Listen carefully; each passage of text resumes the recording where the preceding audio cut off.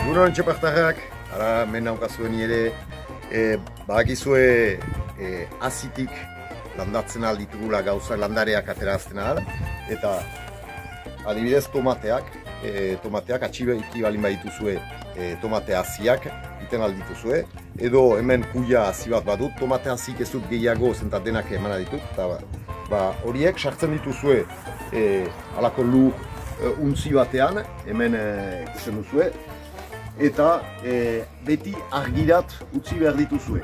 Arrosatu eta sustut neguan balin bagira eta udaberri hastapenean ere kasu izuzten albeitu, beraz beti sartu bahneat.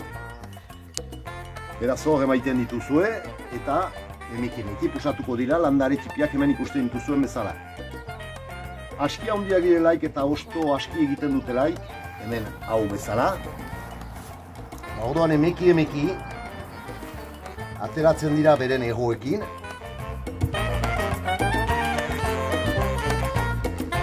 Hemen baduzu landare bat bere egoarekin, eta olako pote batean ungarriaz betea silo bat egiten duzue,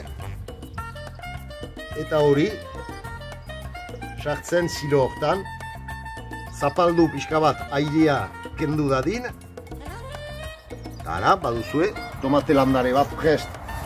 Nik ere beste batzuk ditut hemen, hor emaiten dituzue toki batean, beti argitsu den toki batean.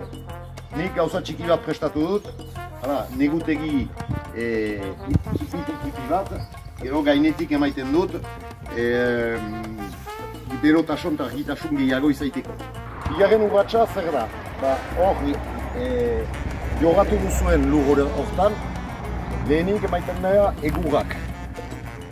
Egurrak uzten dira hor, hiruzpalau aste, beste hiruzpalau aste gero berantago manen da egur txikiagoak, gero xingora eta gero kartoinak.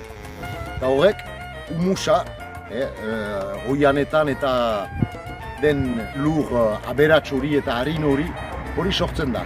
Eta hor duzue prest zuen baratzea. Beraz, gero hemen ez dena egina oraindik da egurrez, orain gurikatzen dugu dena, egurrez. Hola, untsa mugatua duzue zuen ere moa eta erresago lan egiteko. Ara beraz, zerbait erresa egiteko, momentu hauetan, nahi balin bauzue, adibidez, aitatamen peluzan egola, haien baimenaretik atik, Aio, zaluntza, laster.